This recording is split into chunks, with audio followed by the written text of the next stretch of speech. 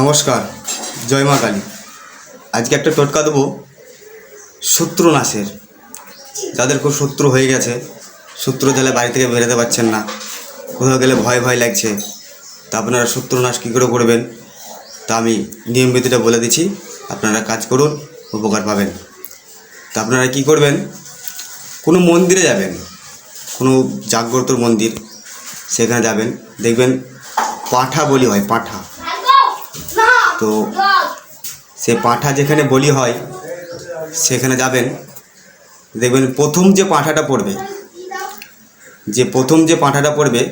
সে পাঁঠাটা যে দাঁতে করে কাটবে, যে প্রথম যে পাঁঠাটা দাঁতে করে কাটলো, কাটার পরে দেখবেন সে মাটিতে কোপটা পড়বে, সেই কোপের মাটিটা কিন্তু আপনাকে তুলে আনতে হবে। তুলে নিয়ে এলেন, বাড়ি নিয়ে আসলেন। বাড়ি নিয়ে আসার পরে কী করবেন, ঠাকুর ঘরে ঢোকে ভালো করে তাকে পুজো পাঠ করে, কি মা কালীকে স্মরণ করে একটা রূপোর তাবিজ কিনবেন।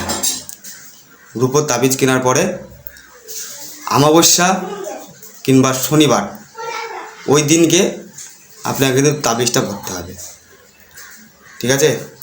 তো তাবিজটা যে ভরা হয়ে গেল, কি করবেন, তাকে কোনো ব্রাহ্মণ ডেকে পান প্রতিষ্ঠা করে নেবেন, তাবিজটা পুজো করে নেবেন।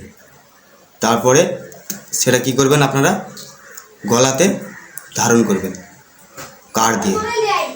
কাঠটা যেন কালো হয়, দেখবেন আস্তে আস্তে আস্তে আস্তে আপনার শত্রু সব মুখ ঘুরিয়ে পালিয়ে যাবে, আপনার দিকে তাকাবে না।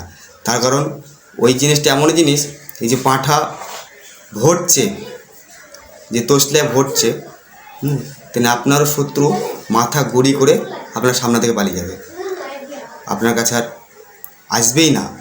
আস্তে আস্তে কাজটা শুরু হয়ে যাবে। আপনারা করুন, উপকার পাবেন। জয় মা কালী, নমস্কার।